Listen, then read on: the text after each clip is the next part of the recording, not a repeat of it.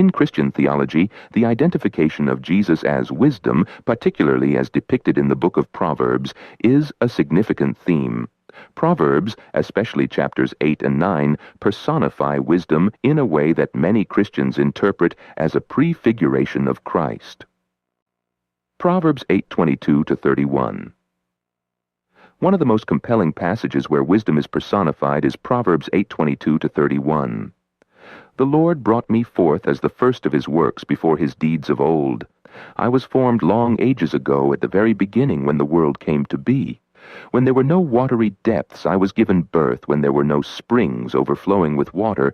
Before the mountains were settled in place, before the hills I was given birth.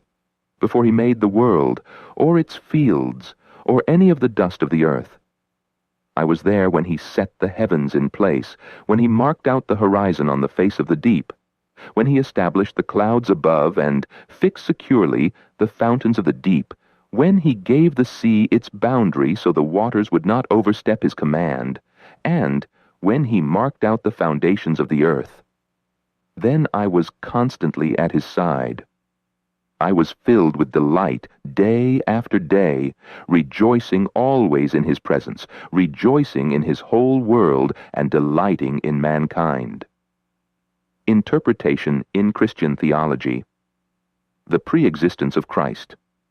The passage in Proverbs speaks of wisdom being present at the creation of the world, which resonates with the New Testament depiction of Jesus.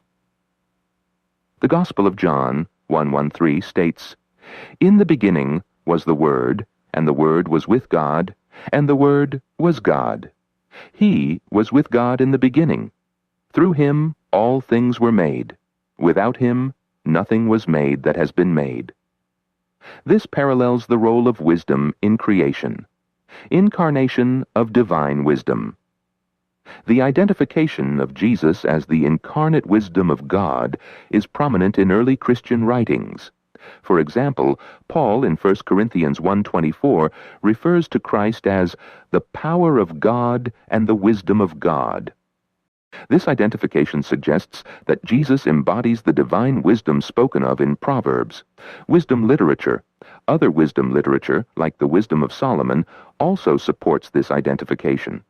Wisdom of Solomon 7:25-26 describes wisdom as a breath of the power of God, a pure emanation of the glory of the Almighty.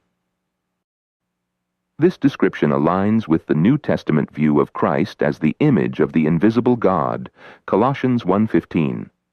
Early Church Fathers and theological perspectives. Justin Martyr and other early Church Fathers saw the wisdom in Proverbs as a reference to the pre-incarnate Christ.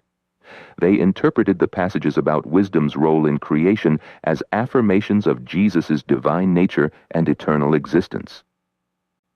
Origen, an early Christian scholar, argued that the wisdom of Proverbs 8 is indeed the Logos, the Word of God, who became incarnate in Jesus Christ.